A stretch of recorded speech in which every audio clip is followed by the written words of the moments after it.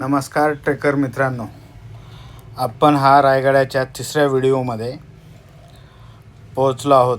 तुमचा मिळालेला प्रतिसाद हा पहिला आणि दुसऱ्या व्हिडिओनंतर हा तिसरा व्हिडिओ आपण कंटिन्यू करूया. तर आपण आता पोहोचलो. रायगड हा सह्याद्रीच्या डोंगर रांगांमध्ये समुद्र सपाटीपासून साधारणतः 820 मीटर उंच असलेला दुर्ग आहे. छत्रपती शिवाजी महाराजांनी 1674मध्ये राज्याभिषेक करून रायगडाला स्वराज्याची राजधानी बनवली. आत्ता आपण किल्ल्याच्या पश्चिम म्हणजे वेस्टर्न बाजूला पोहोचलेलो आहोत. तर या पायऱ्यावरून किल्ल्याच्या पश्चिमेकडून बाजू खोल दऱ्या, कडे आणि नैसर्गिक तटांनी सुरक्षित होते. त्यामुळे ही दिशा संरक्षणदृष्ट्या अत्यंत महत्त्वाची मानली जाते. पश्चिम बाजूने खाली कोकण पट्ट्याचा नजारा दिसतो. ह्याच दृश्यातून महाराजांना शत्रूंची हालचाल आणि आपला प्रदेश पाहता येत असे. उंच भिंती, कडा आणि अवघड चढाईमुळे पश्चिमेकडून थेट हल्ला करणे जवळजवळ अशक्यच होते. हाच दुर्गमपणाचा स्वराज्याचा आधार बनला. मुघल आणि इंग्रजांच्या तोफगोळांनंतरही आज जे अवशेष उभे आहेत ते स्वराज्याची ताकद आणि मराठ्यांचा लढाऊ स्वभाव दाखवतात.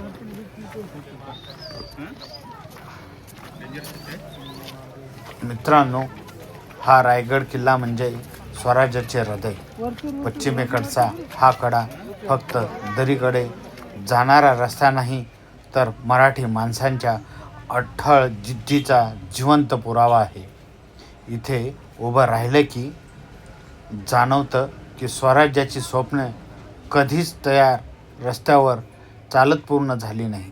ती अशा कठीण काठांवर चढत पडत पुन्हा उभं राहून पूर्ण झाली.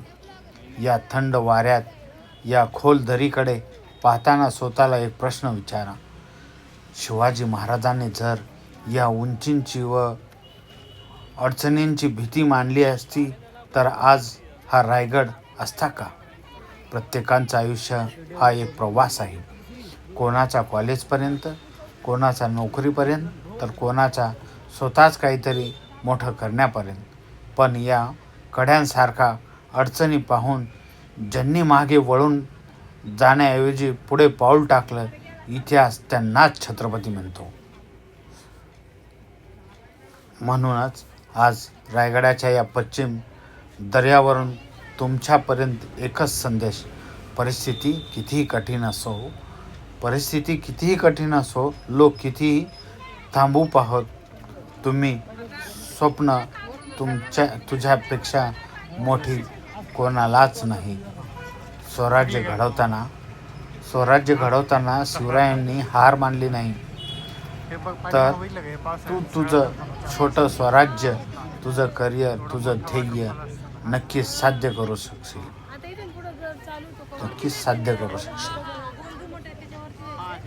हा असा दिसणारा, मनाला मोहून टाकणारा हा पश्चिमेकडील दरवाजा आपण काही क्षणातच पोहोचलो. आज सुट्टी असल्यामुळे कॉलेज, शाळा, त्याचप्रमाणे इतर प्रेक्षकही म्हणजे पर्यटकही आज फुल गर्दी झालेली होती. तर जरा काळजी घेऊनच प्रत्येकाने एकमेकांना सहकार्य करून पुढं चालत राहायचं. हाच उद्देशाने सगळेजण विश्रांती घेत पुढं चालत होते.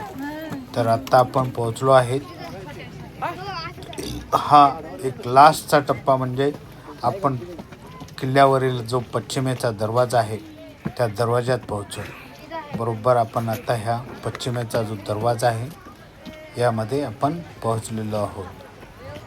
हा रायगडचा मुख्य व सर्वात भव्य दरवाजा असून तो वायव्य दिशेला तोंड करून उभा आहे.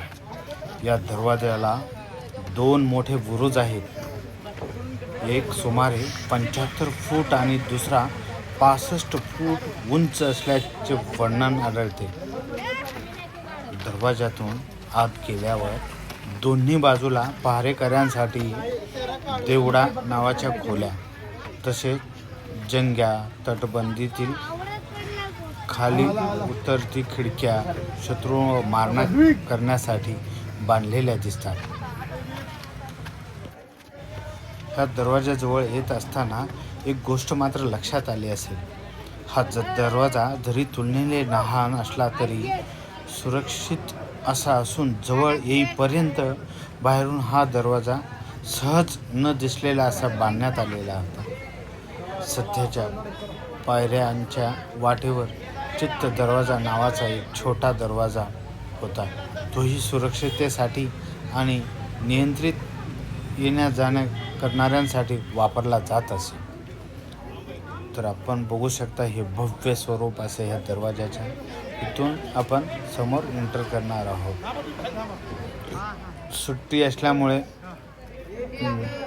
शांततेत किंवा असं कोणालाही फोटो सेशन वगैरे जी करण्याची सगळ्यांची इच्छा असते ती मात्र कोणाला शक्य नव्हते. आहे त्या परिस्थितीत प्रत्येकजण आपापल्या ग्रुपचा पर्सनल फॅमिली फोटोज काढण्याचा प्रयत्न करत होते. हा दरवाजाचा भव्य आणि जुन्या पद्धतीने जे बांधकाम त्याची रचना आहे ते आपण बघू शकतो. या दरवाजाचे आणखी ऐतिहासिक महत्त्व म्हणजे जेव्हा जुल्फी खानाने रायगडाला वेढा दिला तेव्हा राजाराम महाराज आणि सोबतींचा जीव वाचवण्यासाठी ह्या दिशेच्या गुप्त मार्गाचा उपयोग झाला अशी नोंद आहे. तर पश्चिमेकडे समुद्राकडे तोंड करून असलेल्या दरवाजाला दर्या दरवाजा असेही म्हटले जायचे. या बाजूने कोकण पट्ट्याशी संपर्क आणि नजर ठेवणे सोपे होत होते.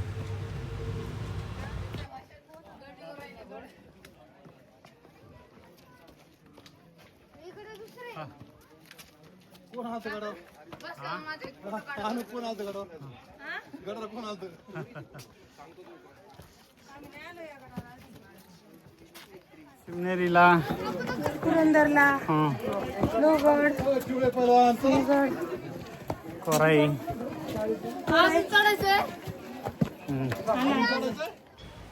दरवाजावरती चढून आल्यानंतर हा वरतून आपण ह्या दरवाजाचा जो आर्किटेक्चर व्ह्यूज आहे आपण तो पाहू शकतो. त्याचप्रमाणे जो उजवीकडे दिसतो तो टकमक टोकाकडे जाणाऱ्या तटबंदीचे शेवटचे एका बुरुजात गुप्त चोर दिंडी बांधलेली आहे. आतूनच पायऱ्यांनी वर येऊन बाहेर छोट्या दरवाज्यातून बाहेर पडता येते.